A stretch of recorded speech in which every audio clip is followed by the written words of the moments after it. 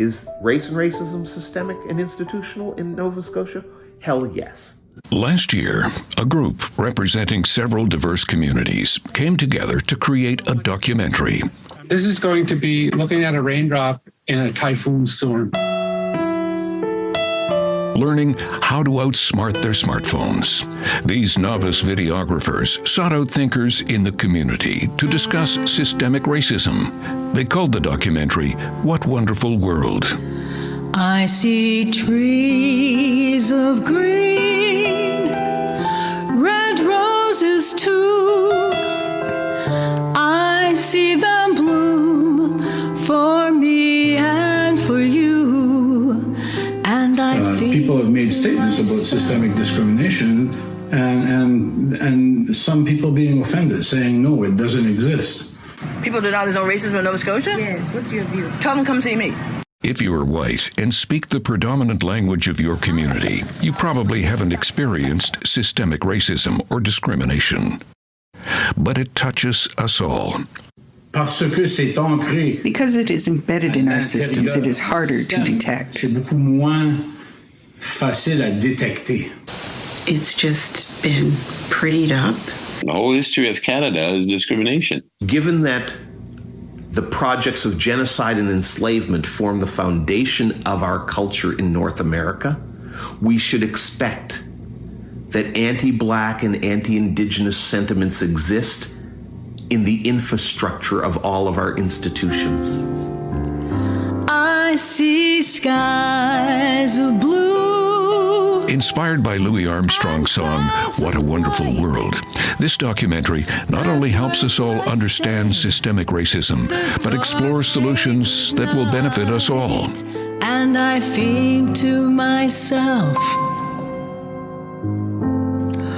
what a wonderful world.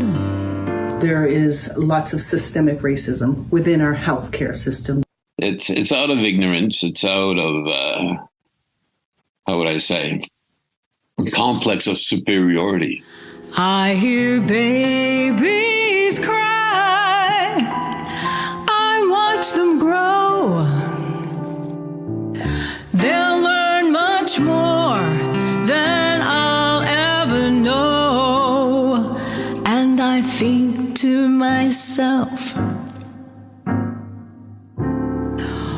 what a wonderful world.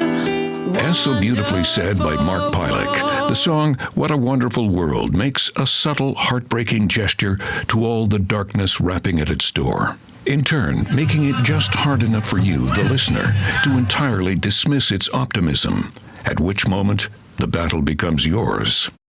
The first thing I believe that we need to do is to raise the level of awareness. Even though we acknowledge this is the unceded territory of the Mi'kmaq people, institutionally and systematically, the land has been taken by the government and redistributed. That even if everybody's heart tomorrow became pure as the driven snow and there was no racism in our hearts, the fact that the land is distributed the way it is would remain a structurally racist phenomena.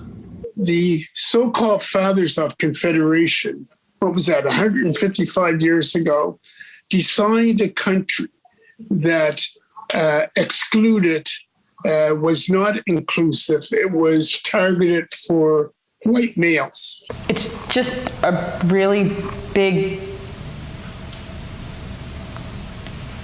difficult, sad world we live in, to be honest. Anytime I mentioned racism, people would say in the party, well, do you have someone to back that up? And you can't do it because you're white.